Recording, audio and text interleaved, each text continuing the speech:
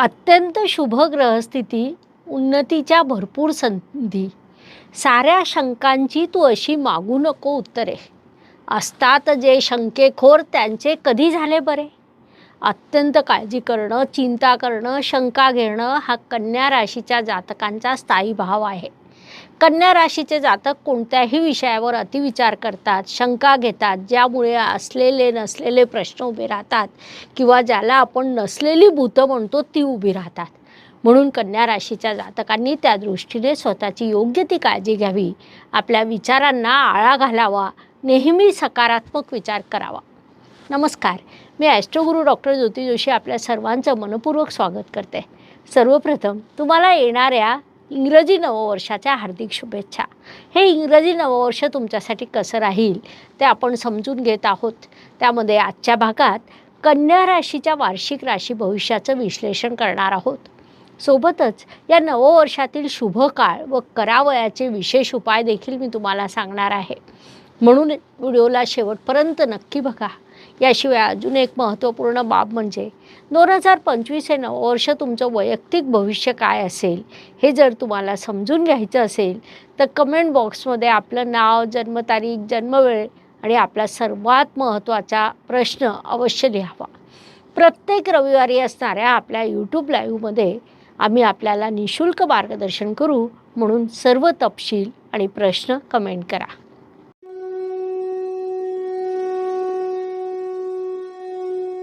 नववर्षाची चाहूल लागली की ज्योतिषप्रेमींकडून वार्षिक राशी भविष्याची मोठ्या प्रमाणात मागणी होत असते. येणारं नववर्ष आपल्यासाठी कसं राहील, कोणता काळ आपल्यासाठी शुभ आहे, कोणत्या काळात सावध राहायला हवं, अशा अनेक गोष्टी समजून घेण्यासाठी सर्वजण उत्सुक असतात. आपणही दरवर्षी वार्षिक राशी भविष्यातून या गोष्टीचं विश्लेषण करीत असतो. त्यानुसार आजच्या भागात कन्या राशीविषयी माहिती समजून घेऊया. आपल्या मधाळ रसाळ वाढीने अत्यंत गोड बोलून आपलं काम करून घेणाऱ्या लोकांची राशी म्हणून कन्या राशीची ओळख आहे. कन्या जातकांच्या बोलण्यावरून तुम्ही कोणताच निष्कर्ष काढू शकत नाही, कारण ते द्विस्वभावी असतात. बुद्धीचा कारक असलेला बुध ग्रह कन्या राशीचा स्वामी आहे. त्यामुळे कन्या जातक हे अत्यंत तल्लख बुद्धीचे असतात. विद्या अर्जित करण्याचा स्वभाव असल्यामुळे आपल्या बुद्धिमत्तेच्या जोरावर ते अनेक कलांमध्ये निपुण होतात. या लोकांना सामाजिक कार्याची आवड असते. त्यामुळे हे लोक समाजकारण किंवा राजकारणात विशेष यश प्राप्त करतात. तसंच वैद्यकीय क्षेत्रात हे लोक आपलं नशीब आजमावू शकतात. प्रत्येक कार्यात घाई करणं हा कन्या राशीच्या लोकांचा स्वभाव असतो. कुठलंही कार्य करताना ते पूर्ण विचारानिशी करत नाहीत. तसंच ते कमालीचे भावनिक असल्याने भावनांमध्ये वाहून जाणं त्यांना थांबवता येत नाही. परिणामी जर त्यांना एखाद्या परिस्थितीत सतत संघर्ष करावा लागला आणि त्यात यश मिळालं नाही तर ते फार हतबल होतात. विचारपूर्वक निर्णय न घेतल्याने कित्येकदा हे लोक आपलं नुकसान करून घेतात. आपला जन्मस्थानापासून लांब राहून जर त्यांनी कार्य केलं तर ते उत्तम प्रगती देखील साधू शकतात. 2025 या नववर्षात कन्या राशीसाठी काही घटना या नक्कीच घडतील. तुमच्या राशीचे स्वामी बुधदेव आहेत. 2025 हे नववर्ष मंगळदेवांचं आहे. या नववर्षात तुम्हाला वाटचाल करायची आहे आणि महत्त्वाची बाब म्हणजे कन्या राशीसाठी अनेक शुभ गोष्टी घडणार आहेत. त्यातल्या त्यात विशेष अशा 4 घटना आज मी तुम्हाला सांगणार आहे. सर्वप्रथम 29 मार्च रोजी शनिदेव राशी परिवर्तन करून तुमच्या सप्तम स्थानात प्रवेश करतील. एकीकडे भाग्य प्रबळ करतील तर दुसरीकडे परिश्रमी बनवतील. तुमच्यासाठी वास्तुयोग निर्माण करतील. मात्र हे जरी खरं असलं तरी ते तुमच्या घरात विघटनाचं वातावरण निर्माण करू शकतात. त्यानंतर 14 मे रोजी गुरुदेव राशी परिवर्तन करून तुमच्या दशम स्थानात प्रवेश करतील. 18 ऑक्टोबर रोजी कर्क राशीत म्हणजे लाभस्थानात जातील. त्यानंतर 5 डिसेंबर रोजी ते पुन्हा तुमच्या दशम स्थानात येतील. थोडक्यात या नववर्षात गुरुदेव तब्बल 3 वेळा राशी परिवर्तन करणार आहेत. त्याची अतिचार गती असेल, नंतर वक्री गती असेल आणि त्यानंतर पुन्हा अतिचार गती असेल. इतर राशींसाठी त्यांचं हे मार्गक्रमण त्रासदायक असलं तरी कन्या राशीसाठी ते लाभदायक राहणार आहे. कारण सुरुवातीला ते वृषभ राशीत म्हणजे तुमच्या भाग्यस्थानात असतील. त्यानंतर ते मिथुन राशीत म्हणजे तुमच्या दशम स्थानात जातील. त्यानंतर कर्क राशीत म्हणजे लाभस्थानात जातील आणि पुन्हा वक्री होऊन मागील राशीत म्हणजे दशम स्थानात येतील. या तीनही स्थानांमधून ते तुम्हाला शुभ फळं देणार आहे. सुरुवातीला ते तुमच्या भाग्यस्थानात आहे तर भाग्य समृद्ध करतील. कर्मस्थानात असतील तर कर्म, धन, वास्तू या गोष्टींमध्ये शुभ फळं देतील आणि जेव्हा लाभस्थानात जातील तेव्हा ते लाभ देतील. सोबतच संतती सुख, संततीपासून सुख, वैवाहिक सुख, परिश्रमाच्या योग्य दिशा असे अनेक लाभ ते तुम्हाला देणार आहे. यानंतर महत्त्वाची घटना म्हणजे 18 मे रोजी राहू ग्रह राशी परिवर्तन करून तुमच्या षष्ठ स्थानात प्रवेश करेल. विशेष बाब म्हणजे तो शनिदेवांच्या कुंभ राशीत येईल. राहूला कुंभ रास मानवते, तसंच पत्रिकेतील षष्ठ स्थान मानवतं. तुमच्या राशी स्वामीचा तो मित्र ग्रह आहे, त्यामुळे तुम्हाला तो शुभ फळ द्यायला बाध्य आहे. राहू जेव्हा द्यायला लागतो तेव्हा तो भरभरून देतो. म्हणजे 18 मे पासून पुढील 18 महिने कन्या राशीसाठी राहू हा सकारात्मक होणार आहे.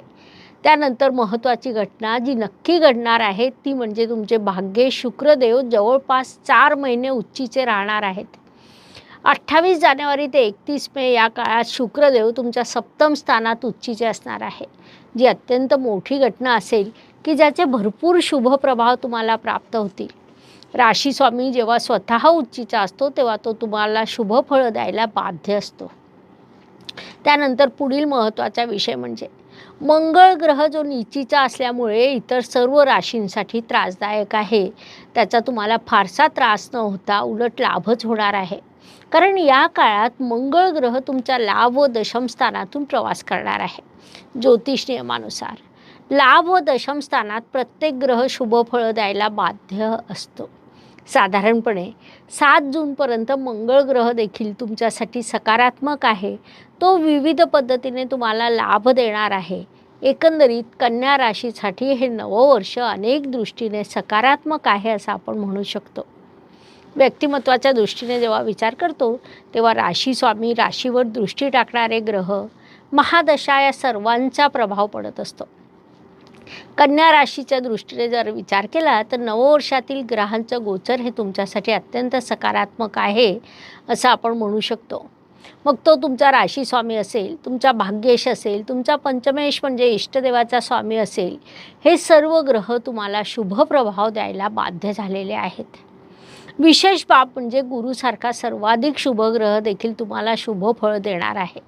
थोडक्यात कन्या राशीचे जातक या नववर्षात प्रचंड परिश्रम करतील, प्रचंड अभ्यास करतील, नवनवीन कल्पनांना आकार देतील आणि त्यातून समृद्ध देखील होतील.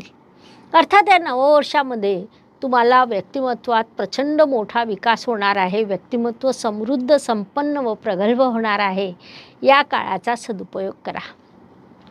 दहन, कुटुंब, वाणी या दृष्टीने विचार केला असता कन्या राशीसाठी शुक्रदेवांची स्थिती महत्त्वाची ठरते, कारण ते धनेश आहेत.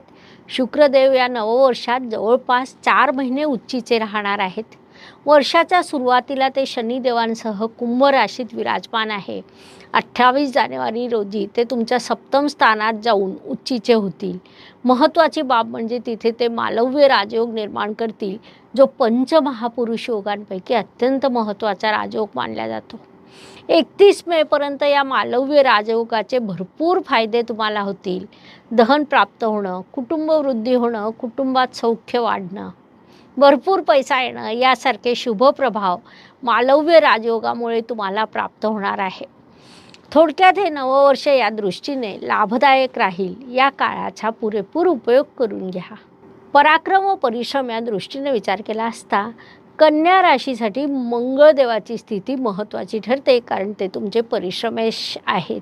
जसं मी आधीही सांगितलं की मंगळदेव या नववर्षातील खूप मोठा काळ नीचीचे असणार आहे, ज्यामुळे अनेक राशींना त्याची नकारात्मक फळं प्राप्त होतील.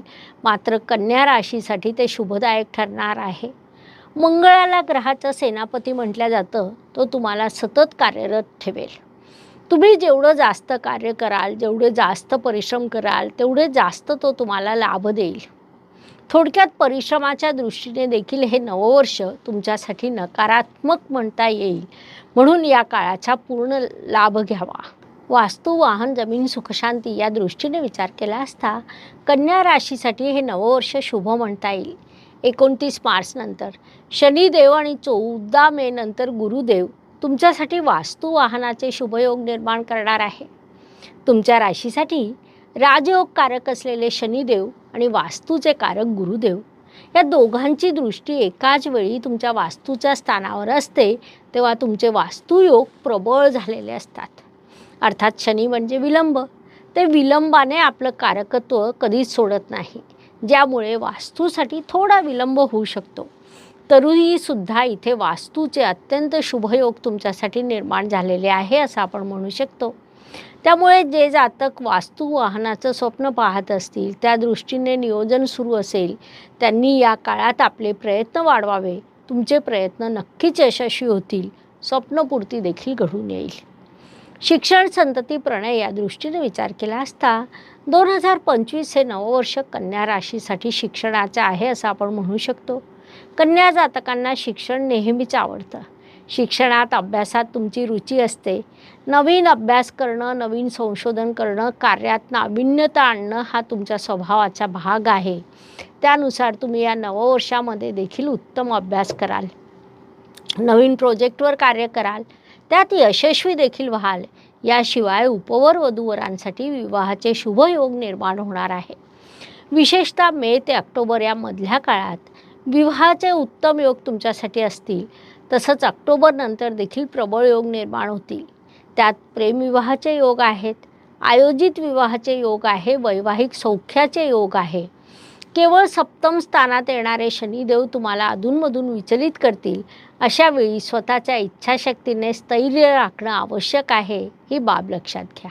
आरोग्य, कर्ज, स्पर्धक, हितशत्रू या सर्व दृष्टीने विचार केला असता कन्या जातकांसाठी नववर्ष सकारात्मक म्हणता येईल. कारण या वर्षात तुमचं आरोग्य सर्वसामान्यपणे उत्तम राहणार आहे.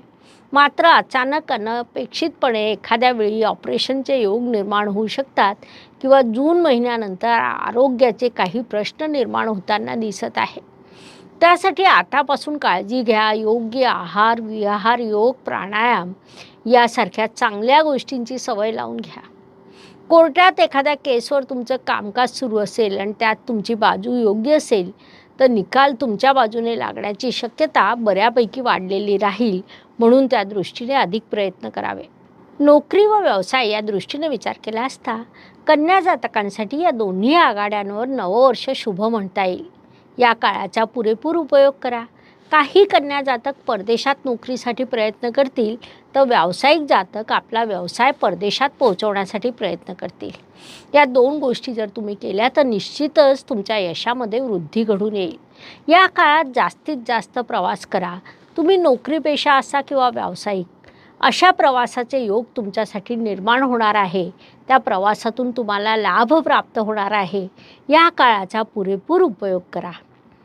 भाग्य व शुभसंकेत या दृष्टीने विचार केला असता कन्या जातकांसाठी या नववर्षात अनेक शुभसंकेत निर्माण झाले आहे. त्यामध्ये प्रामुख्याने सांगायचं झाल्यास सुरुवातीला भाग्यस्थानात विराजमान असलेले गुरुदेव दशम स्थानात आणि त्यानंतर लाभस्थानात जाणार आहे. या तीनही स्थानातून ते तुम्हाला शुभ फळ देणार आहे, म्हणून त्याला आपण अत्यंत मोठा शुभसंकेत म्हणू शकतो. त्यानंतर शुक्र ग्रह तुमच्यासाठी 4 महिने मालव्य राजयोग निर्माण करणार आहे, जो पंचमहापुरुष योगापैकी अत्यंत शुभ राजयोग मानला जातो, म्हणून त्याला देखील शुभसंकेत म्हणू शकतो. तसंच षष्ठ या उपचय स्थानात राहू ग्रहाचे आगमन होणार आहे. ज्योतिष नियमानुसार उपचय स्थानामध्ये राहू ग्रह शुभ फळं द्यायला बाध्य असतो, म्हणून त्याला देखील शुभसंकेत म्हणू शकतो. थोडक्यात अशा अनेक शुभसंकेतांनी हे नववर्ष तुमच्यासाठी परिपूर्ण भरलेलं आहे. त्यांच्यापासून तुम्हाला अत्यंत शुभ परिणाम प्राप्त होणार आहे, म्हणून या काळाचा सदुपयोग करा. कर्माच्या दृष्टीने विचार केला असता कन्या राशीसाठी पुन्हा एकदा बुधदेवांची स्थिती महत्त्वाची ठरते, कारण राशीस्वामीसह ते तुमचे कर्मेश आहेत. बुधदेव एका राशीत साधारणपणे 1 महिना, 25 दिवस, 20 दिवस अशी त्यांची वाटचाल असते. म्हणजे 30 अंशाच्या वाटचालीला त्यांना साधारणपणे 25-23 दिवस लागतात. मात्र आता जेव्हा ते मीन राशीत जातील तेव्हा 27 फेब्रुवारी ते 7 मे एवढा दीर्घ काळ मीन राशीत असतील. महत्त्वाची बाब म्हणजे बुधदेव मीन राशीत नीचीचे होत असतात आणि त्यामुळे एक नकारात्मक प्रभाव तुम्हाला प्राप्त होऊ शकतो. परंतु इथे देखील एक गंमत आहे की त्याच वेळी मीन राशीत उच्चीचे शुक्रदेव विराजमान असणार आहे, जे बुधदेवांना नीचभंग राजयोग करतील. शुक्र बुध एकत्र आले असता लक्ष्मी योग तयार होतो. तसंच राशी स्वामी आणि भाग्येश या दोघांनी निर्माण केलेला नीचभंग राजयोग तुमच्या सप्तम स्थानात निर्माण होईल. त्याच वेळी मालव्य राजयोग असेल. या सर्व शुभयोगांचा विचार केला असता तो कालखंड तुमच्यासाठी सकारात्मक राहील. तुमची रास ही पृथ्वी तत्वाची आहे. या नववर्षात जास्तीत जास्त ग्रह जलतत्वातून प्रवास करणार आहे.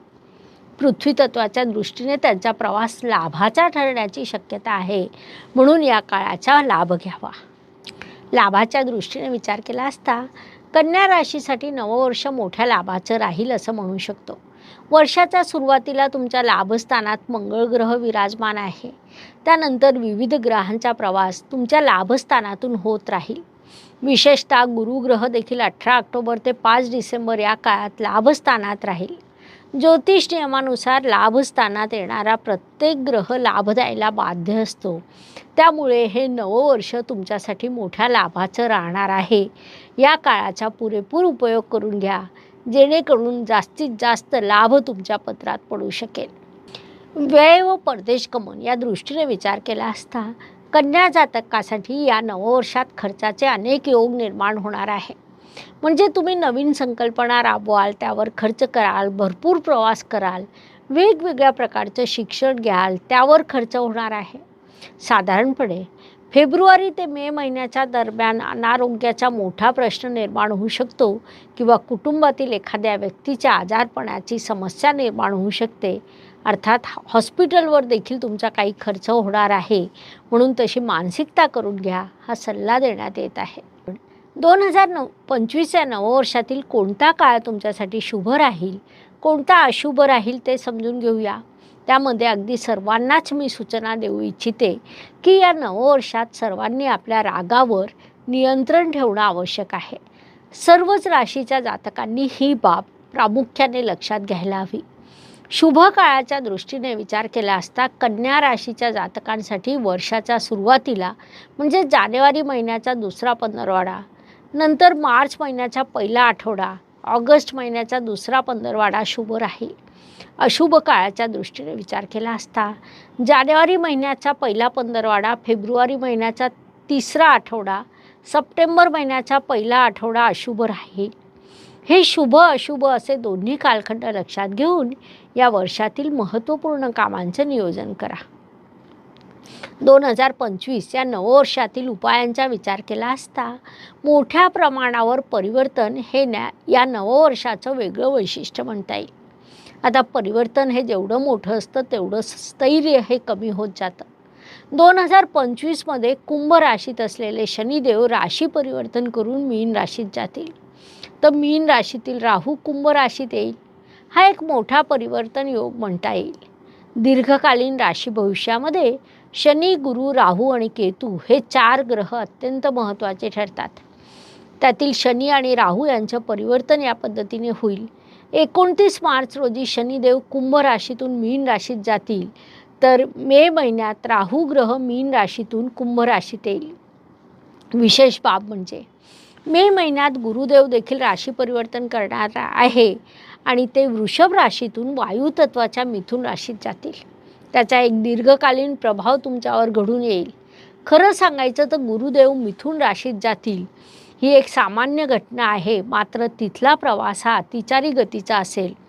म्हणजे ते अत्यंत वेगाने प्रवास करत 14 मेपासून तर डिसेंबर महिन्यापर्यंतच्या काळात परिवर्तन करून कर्क राशीत पोहोचतील. अतिचार गती ही वक्री किंवा स्तंभी गतीपेक्षा अधिक त्रासदायक ठरते, कारण अतिचार गतीमध्ये ग्रह त्याची फळं देऊ शकत नाही. पत्रिकेतील सगळ्यात शुभ व सगळ्यात जास्त देणारा ग्रह म्हणजे गुरु होय. तो आपली संपूर्ण फळं देण्यास असमर्थ ठरेल. त्याची अत्यंत कमी फळं मानवजातीला प्राप्त होतील. म्हणजे जर सार्वत्रिक विचार केला तर सर्वच राशीच्या जातकांना हा विषय त्रासदायक ठरणार आहे.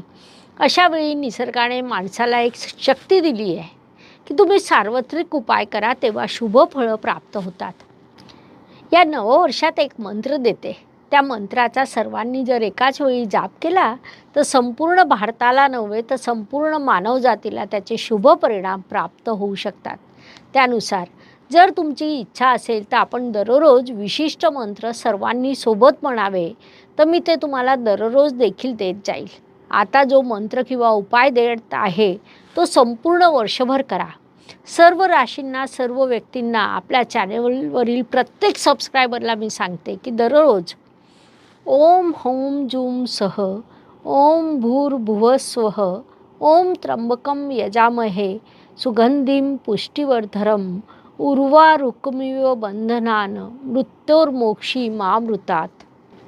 स्वं भुवं उं सह जूम हुम ओम हा महामृत्युंजय मंत्र किमान 11 वेळा म्हणावा. या सामूहिक मंत्र जापाचा एक प्रभाव घडून येईल. तो थेट तुम्हाला, तुमच्या परिवाराला, तुमच्या देशाला लाभदायक ठरेल. म्हणून नक्की करा. अशा प्रकारे मेष ते मीन प्रत्येक राशीसाठी इंग्रजी नववर्ष कसं राहील हे सांगण्यासाठी 12 व्हिडिओ आम्ही तुमच्या या चॅनलवर अपलोड केलेले आहेत. धन्यवाद. शुभम भवतु. जय ज्योतिष. नमस्कार. शास्त्राचा अभ्यास करण्यासाठी माझी मराठीतून 11, हिंदीतून 2 अशी पुस्तकं प्रकाशित झाली आहे. विशेष बाब म्हणजे मी स्वतः संशोधित केलेली ज्योती जोशी पद्धती अर्थात जे पद्धती या विषयावर स्वतंत्र ग्रंथ उपलब्ध आहे. त्याचा देखील लाभ घ्यावा. यूट्यूबची कार्यप्रणाली ही मुख्यतः लाईक, शेअर आणि सबस्क्राईबवर चालते. Please like, share and subscribe the channel. धन्यवाद. शुभम भवतु. जय ज्योतिष.